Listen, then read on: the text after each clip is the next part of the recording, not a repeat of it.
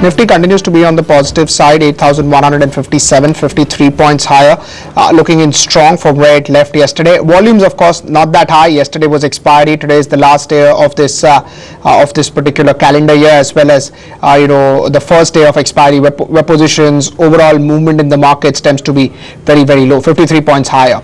Let's look at the broader market space as well and what's happening. It has been performing in the last 3 days. When it was going down, it went down with slightly higher velocity, and when it's going up, it's also outperforming the indices. You can see the mid cap index is up 1.1, the Nifty Junior is up about 1% or so, the small cap index is up close to 1%. So far so good as far as the broader market space is concerned. An advance decline clearly reflecting that, about 80% advances to about 11% in terms of decline. That shows that the momentum is on the positive side. Siddharth Purohit, Senior Equity Research Analyst Banking at Angel Broking, is now joining us. Siddharth, good morning. Can you just tell us, for 2017, with the sort of correction that we have seen in NBFC and banks, they essentially now become an overweight?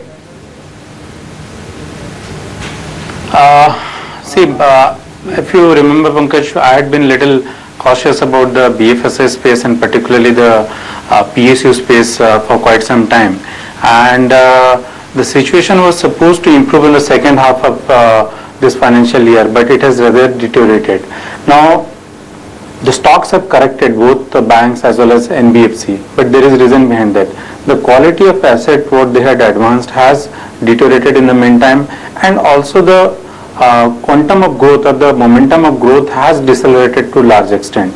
Now, if you look at yesterday's financial stability report in what RBI has published, also is indicating that the stress level in the entire banking system is not going to go down either, it is rather going to go up in the near term. Maybe in the next 6 months probably we will see that the entire banking system's NPA, which is already gone up from 7.8% in March 2016, it has already reached 9.1% for the entire banking system, and it could hit 9.8%, that's what the RBI is saying, and possibly it will cross maybe 10% plus by next year. So the outlook for the entire sector is really not improving, it is rather deteriorating. The reason behind that, the utilization level of the industry as a whole, for the economy as a whole, has not improved. And a lot of corporates are in a process of deleveraging, so they are not in need of large capital base, rather they are trying to repay some of the debt. So on one part there is troubled asset going up, on the second part there is loan growth which is not happening, it has been very muted.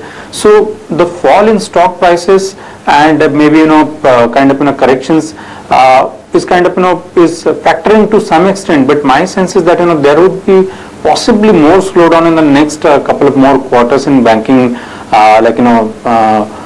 banking stocks earnings, and based on that I think that in the near term you may not see much of upside in the BFSI space and banking stocks. But having said that, possibly whatever corrections we saw recently, we may not see sharp price corrections here onwards, it will be more of time corrections going ahead. That's what I believe. Right. You said the earnings shall be muted. Now, this is largely because of the demonetization impact, or do you see this muted earnings continuing for some time? Because consumer financing may take some time to come back to normal, because that was the book that was really growing for the banks. The corporate side in any case wasn't growing. Credit growth has been weak even up to September. So will this muted earning growth continue for some time, or is it just going to be a short-term phenomenon?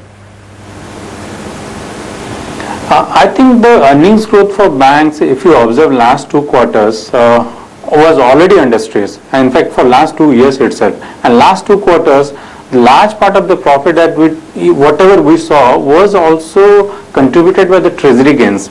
As we know that G-Sec yield has fallen, and treasury gain has been one of the big positive factor for PSU banks. So assuming that PSU banks tend to book that profit during this quarter and in Q4, so there onwards they won't have much of treasury gains also left on their book. So the core earnings growth, which was already slowing down, if further slows down, then possibly the earnings growth will not look much better in FY18 itself. Now, banks as a whole depend on the two things. Either they have to earn interest or they have to earn a fee income, and both depend on the loan growth. Okay, and if loan growth is subdued, say somewhere close to 5-6%, and your cost is going up, then certainly the earnings growth cannot pick up. Now look at a scenario where your deposit growth has been tremendous because of demonetization. In fact, a lot of money has come into the banking system, but there is no corresponding demand for credit in the system. If you observe the last fortnight's data, credit growth has been just 5.5%.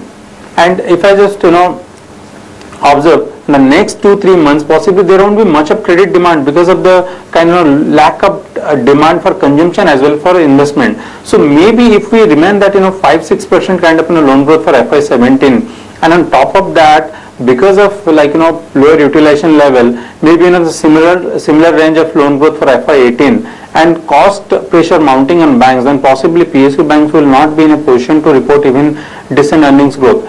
And on top of that, what I was talking is that as per the financial stability report by RBI yesterday, what it is clearly mentioning that the stress level for the banking system is not going to go away anytime soon, rather it will go up. That means the provisioning requirement will go up in FY18.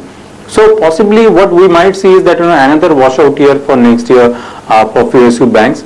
But only comforting factor is that we have already seen a lot of price corrections happening in those kind of stocks. So maybe there will be more of time correction rather than price correction right now.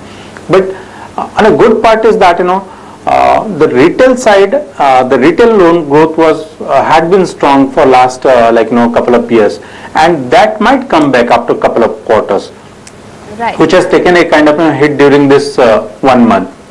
What about the NPA situation? While the RBI has given leeway for repayments of loans because of the demonetization impact, if the slowdown is more protracted, if companies aren't going to get their cash coming in, does default rise? Because we were speaking with bankers, asking them, has the NPA cycle bottomed out?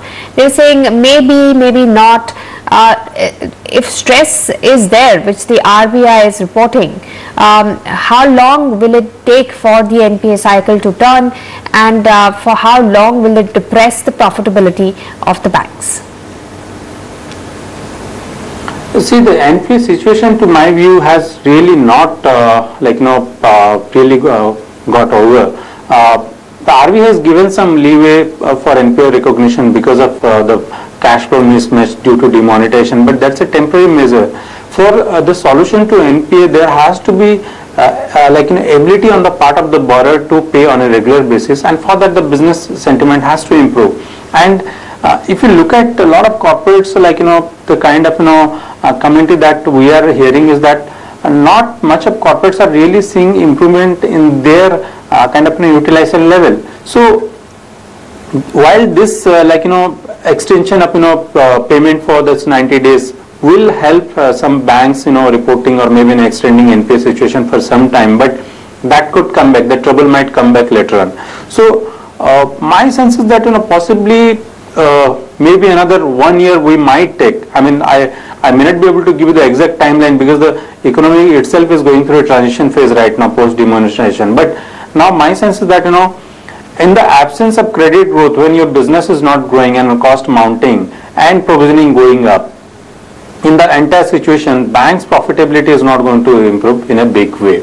Only couple of banks which are focused on retail could sail through the difficult situation, and they will be which are again well capitalized, like the private sector banks, like maybe HDFC Bank and ICICI Bank, the leaders in their respective sectors, could sail through the difficult phase, who also have a decent retail as well as corporate portfolio. So they could sail through and report decent number in FY18, but that also will not be as expected as earlier because of the slowdown expected in consumption also. Lot of individuals have deferred their consumption and investment requirement for the timing. So there is a pent-up demand, but it will probably come up at a later stage.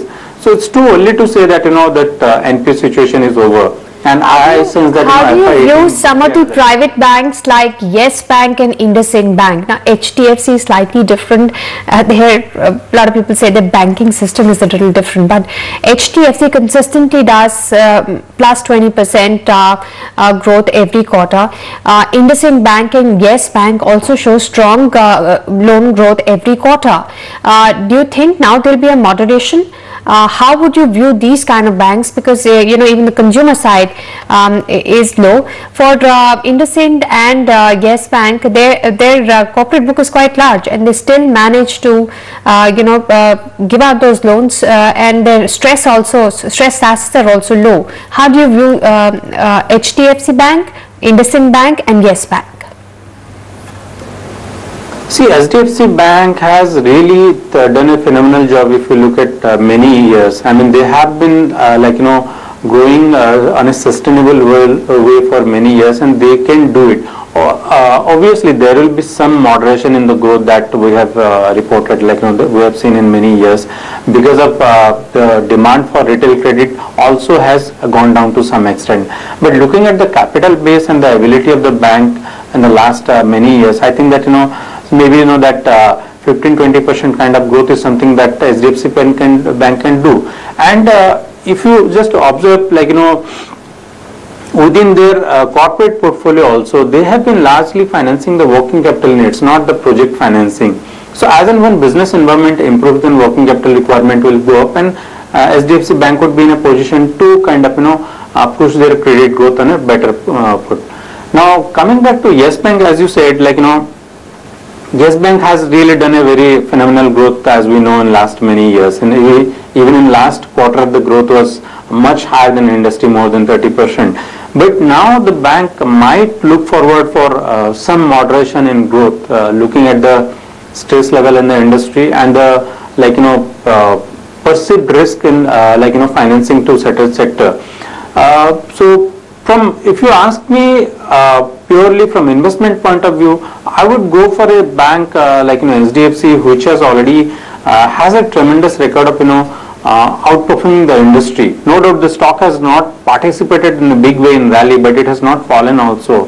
Relatively it remains much insulated. So I would be in favor of buying HDFC. Obviously Yes Bank also has become much attractive now in terms of valuation, but we would wait for maybe this quarter result, how it is panning out, because of their large exposure to corporate side, and then after that we will take a call. IndusInd, I don't have a coverage, so I'll not be able to give a comment on that. Right. One last word on the PSU banks. You don't expect the credit growth to look up. You expect their profits to be under pressure. Then they also are in dire need of capital. Then what happens? Does it come from the government, where the government is stating that they do not want to increase their stake too much? Would we see consolidation, smaller banks being bought by larger banks? What's in store for PSU banks when it comes to capital and consolidation? See, consolidation has to happen, but it will not happen in a hurry. It will take time. But in the meantime, PSU banks will need capital to meet their day-to-day business growth, and if at all they want to grow. Because see, for a couple of years or maybe in a couple of quarters, banks in general had been struggling for deposit growth, and that was one of the reasons that they were not able to grow business. Now that deposit has come back in the system, but there is not enough capital. So for growing, they need capital, and I don't think PSU banks are looking at their balance sheet health or maybe their financial health. They will be in a position to raise capital from the market. The only source would be government. So I think purely government has to come forward and infuse capital for growth of PSU banks. But if you ask me what is the outlook for in terms of growth, in terms of business and all, maybe a lot of PSU banks are also dealing with their own NPA issues and their own structural issue. So they are not really looking for big growth in next year itself, bearing very few PSU banks. So from pure earnings perspective, there is not much of growth happening. So if at all there is growth, then accordingly government can fund, and possibly once the cleaning up process is done, then PSU banks might be able to raise capital of their own and look for further growth. But in the near term, the outlook really doesn't look really great for PSU banks. On a relative stand, private banks, even though they will also have tough time going ahead, but they could do much better than PSU. So we'll stick to private banks for the timing and will not go and buy PSU for the timing. All right. Thank you so much for speaking with us at NDTV Profit, Siddharth, and giving us your views on banks and lenders. So, Siddharth, of the view that the lending industry is not going to see a good time come through in the next 1 year. Even if consumer financing is back, the corporate book will take some time because utilization levels still remain low. There may not be more price correction in the stock prices. We could see perhaps time correction coming through. We'll slip into a break at this point in time. When we come back, we'll be joined by the management of Magma Fin